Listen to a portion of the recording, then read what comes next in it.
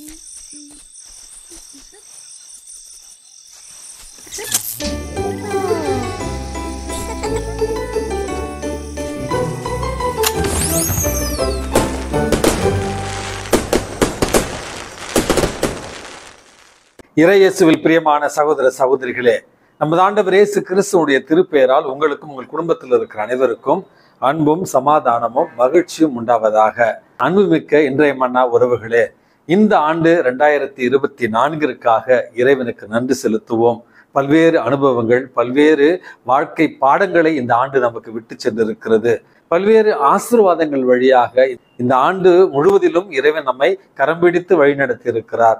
ஆகவே குறைகளை தவிர்த்து நிறைகளை மட்டுமே நினைத்து பார்த்து ஆண்டவருடைய ஆசீர்வாதமான இந்த 2024ற்காய் இறைவனுக்கு நன்றி சொல்லி, புதிதாக பிறக்கிற இந்த ஆண்டு 2025 யூபிலி ஆண்டை இறைவனுடைய திருக்கரங்களில் இருந்து மகிழ்ச்சியோடு பெற்றுக்கொள்ள உங்களை அன்போடு அழைக்கின்றேன்.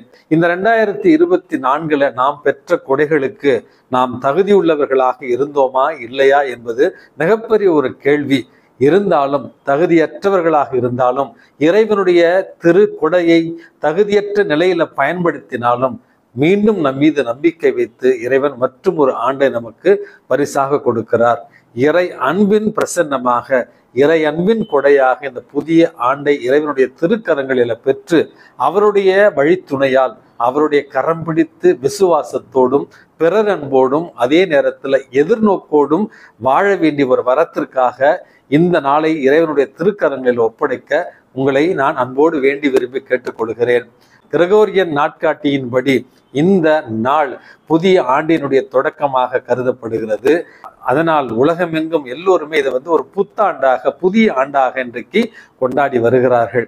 இரண்டாவது, கிறிஸ்து பிறப்பிற்கு பிறகு 8வது நாளாக கருதப்படுகிற இந்த நாளில் தான் நமது ஆண்டவர் இயேசு கிறிஸ்துவை கோயிலில் ஒப்படைத்து அவருக்கு இயேசு என்கிற திருப்பெயரை கொடுத்த நாளாகவும் இந்த நாளை நம்ம கொண்டாடி வருகிறோம். மூன்றாவதாக, அன்னை மரியாள் இறைவனின் தாய் என்கிற மிகப்பெரிய ஒரு பெருவிழாவையும் மகிழ்ச்சியோடு இன்றைக்கு நம்ம கொண்டாடி கொண்டிருக்கிறோம். நான்காவது என்பது, இன்றைக்கு திருத்தந்தை பிரான்சிஸ் உலக அமைதி நாளாகவும் இதை கடைபிடிக்க நமக்கு அழைப்பு விடுத்திருக்கிறார். அப்படி என்றால் இந்த ஒரு அருமையான தினத்துல திருவழிபாடுகளில் பங்கு பெற்று இறைவனுடைய ஆசிரை நிறைவாக உங்களுக்காகவும் உங்கள் குடும்பத்தில் இருக்கிற ஒவ்வொருவருக்காகவும் இந்த உலகத்திற்காகவும் நாம் மன்றாடி ஜெபிக்க உங்களை அன்போடு கேட்டுக்கொள்கிறேன். இந்த ஆண்டை இறைவனுடைய திருக்கரங்களில் மகிழ்ச்சியோடும் மனநிறைவோடும் பெற்று எப்படி வாழ வேண்டும் என்பதை பற்றி சிந்திக்கத்தான் இந்த விழா இன்றைக்கு நமக்கு அழைப்பு விடுக்கிறது. ஆகவே இந்த அருமையான நாளில் இயேசுவை நம்முடைய மீட்பராக ஏற்றுக்கொண்டு இந்த ஆண்டு 2025 என்பது கத்தோலிக்க திருச்சபையினுடைய யூபிலி ஆண்டு. இயேசு கிறிஸ்து பிறந்து 2025 ஆண்டுகள் நிறைவேறுகிற ஒரு நாளாகத்தான், யூபிலி ஆண்டாகத்தான் இதை கொண்டாட கத்தோலிக்க திருச்சபை நமக்கு அழைப்பு விடுக்கிறது. இந்த யூபிலி ஆண்டு என்பது மன்னிப்பின் ஆண்டு. இந்த யூபிலி ஆண்டு என்பது பிறரை மன்னித்து மறந்து வாழ வேண்டிய ஒரு ஆண்டு. இந்த யூபிலி ஆண்டு பழைய பாவ கணக்குகளை ஒப்படைத்து விட்டு இறைவனுடைய அருள் தரும் ஆண்டாக இதை ஏற்றுக்கொள்வது. இந்த யூபிலி ஆண்டு என்பது ஏழையருக்கு நற்செய்தியை அறிவிக்க வேண்டிய ஒரு ஆண்டு. இந்த யூபிலி ஆண்டு என்பது சிறைப்பட்டோருக்கு விடுதலையை கொடுக்க வேண்டிய ஒரு ஆண்டு. இந்த யூபிலி ஆண்டு என்பது அன்போடும் விசுவாசத்தோடும் எதிர்நோக்கோடும் நமது ஆண்டவர் இயேசு கிறிஸ்துவை நம்முடைய மீட்பராக ஏற்றுக்கொண்டு நம்முடைய வாழ்வால் அவரை அறிவிக்க வேண்டிய ஒரு ஆண்டாகத்தான் இந்த ஆண்டை நம்ம கருதுகிறோம். ஆகவே அன்புமிக்கவர்களே, இந்த எண்ணங்களோடு இன்றைக்கு நாம் கொண்டாடுகிற அன்னை மரியாள் இறைவனின் தாய் என்கிற இந்த விழா நமக்கு என்ன பாடத்தை சொல்லி தரலாம்? அன்னை மரியாள் இறைவனின் தாய் என்கிற இந்த விழா என்பது கிபி 4வது நூற்றாண்டுல நடந்த எபேசு திருச்சங்கத்தில் எடுக்கப்பட்ட ஒரு கொள்கை பிரகடனம். இயேசுவுக்கு 2 இயல்புகள் இருந்தன, மனித இயல்பு, இறை இயல்பு. இவை இரண்டும் வேறுபட்டது என்கிற ஒரு தப்பிரையான கொள்கை நிலவி வந்த அந்த ஒரு காலத்துல தான் இயேசு மெய்யாகவே கடவுளாக இருந்தார், இயேசு மெய்யாகவே மனிதனாக இருந்தார். அப்படி என்று இயேசுவனுடைய இறை தன்மையையும் இயேசுனுடைய மனித தன்மையும் 100% அங்கீகரித்து இந்த நமது ஆண்டவர் இயேசு கிறிஸ்து நமது மீட்பர், அவருடைய தாய் தான் அன்னை மரியாள் என்பதை பிரகடனப்படுத்தி அதை உறுதி செய்துதான் இந்த விழாவை இன்றைக்கு நம்ம கொண்டாடி கொண்டிருக்கிறோம். இதற்கான விவிலிய குறிப்பை நம்ம எல்லா நற்செய்தி வாசகங்களையுமே வாசிக்கலாம்.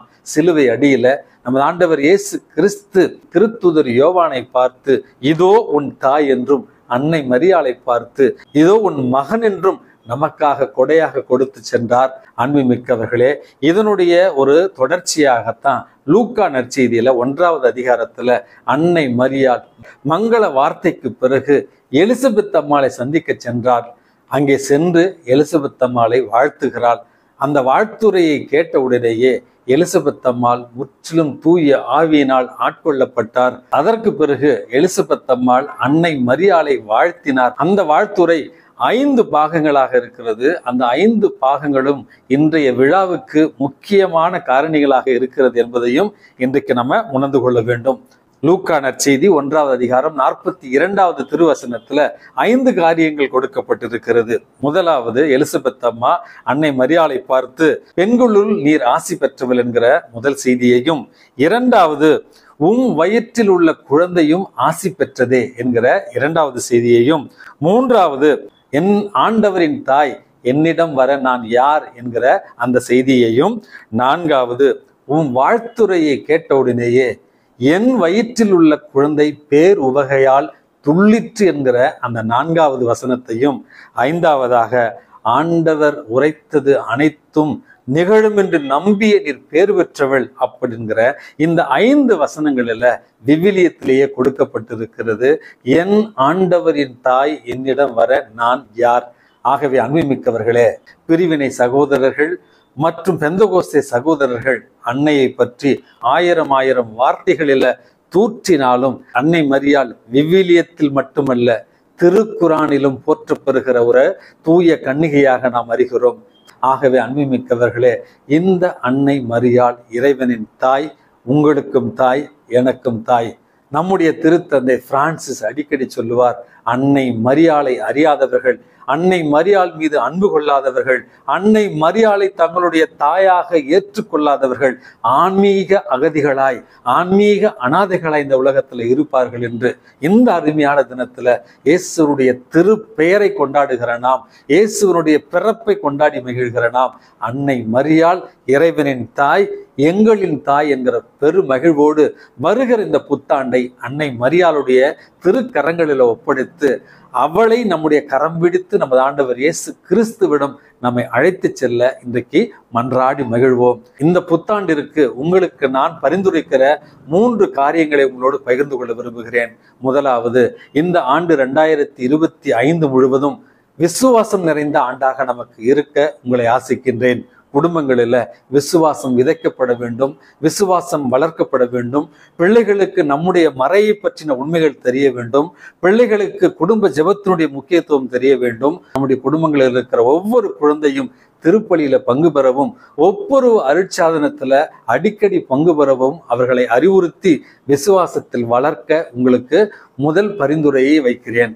2வது ஒரு பரிந்துரையாக, அன்புமிக்கவர்களே, இந்த ஆண்டு முழுவதும் நம்முடைய வாழ்வு அன்பு நிறைந்த ஒரு ஆண்டாக, நம்முடைய குடும்பங்களில் அன்பு பகிரப்பட்ட ஒரு வாழ்வாக, கணவன் மனைவி, பிள்ளைகள், பெற்றோர்கள், உற்றார் உறவினர் ஒருவரை ஒருவர் மன்னித்து மறந்து விட்டு கொடுத்து ஏற்று பிறரன்பு பணிகளில் நம்ம வாழ்கிற பொழுது உண்மையாகவே இந்த கத்தோலிக்க கிறிஸ்தவ வாழ்வு என்பது மனநிறைவுள்ள ஒரு வாழ்வாக இருக்கும் என்பதற்காகத்தான் அன்பை பகிர்ந்து வாழ உங்களுக்கு நான் 2வது பரிந்துரையை வைக்கிறேன். 3வது ஒரு பரிந்துரையாக, இந்த ஆண்டு 2025 ஆசீர்வாதமாக உங்களுக்கு மாற வேண்டும் என்றால் நம்முடைய வாழ்க்கையில எதிர்நோக்கு இருக்க வேண்டும். எந்த சூழ்நிலை வந்தாலும் இறைவன் எங்களோடு இருக்கிறார், எங்களை அவர் கரம் பிடித்து வழிநடத்துவார் என்கிற எதிர்நோக்கு இருக்கிற நேரத்துல நம்முடைய வாழ்வு இன்னும் ஆண்டவருக்கு உகந்த ஒரு வாழ்வாக இருக்கும்.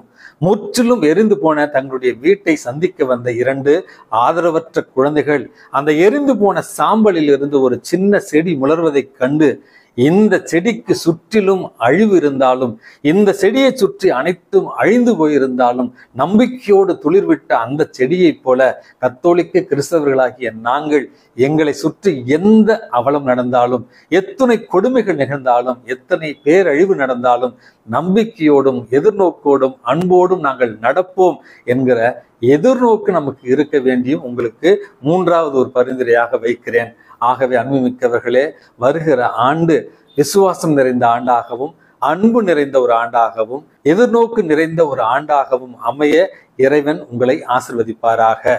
இந்த செய்தியினுடைய நிறைவாக மோசே வழியாக ஆரோனுக்கும் அவருடைய புதல்வருக்கும் இறைவன் ஆசி வழங்கியதை உங்களுக்கு ஆசியாக இன்றைக்கு நான் வழங்க விரும்புகிறேன். ஆண்டவர் உனக்கு ஆசி வழங்கி உன்னை காப்பாராக. ஆண்டவர் தம்முடைய திருமுகத்தை உன் மீது ஒளிரச் செய்து உன் மீது அருள் பொழிவாராக. ஆண்டவர் தன்னுடைய திருமுகத்தை உன் பக்கம் திருப்பி உனக்கு அமைதி அருள்வாராக. எல்லாம் வல்ல இறைவன் தந்தை, மகன், தூய ஆவி உங்களையும் உங்கள் குடும்பத்தில் இருக்கிற அனைவரையும் நிறைவாக ஆசிர்வதித்து பாதுகாத்து வழி நடத்துவாராக. ஆமேன்.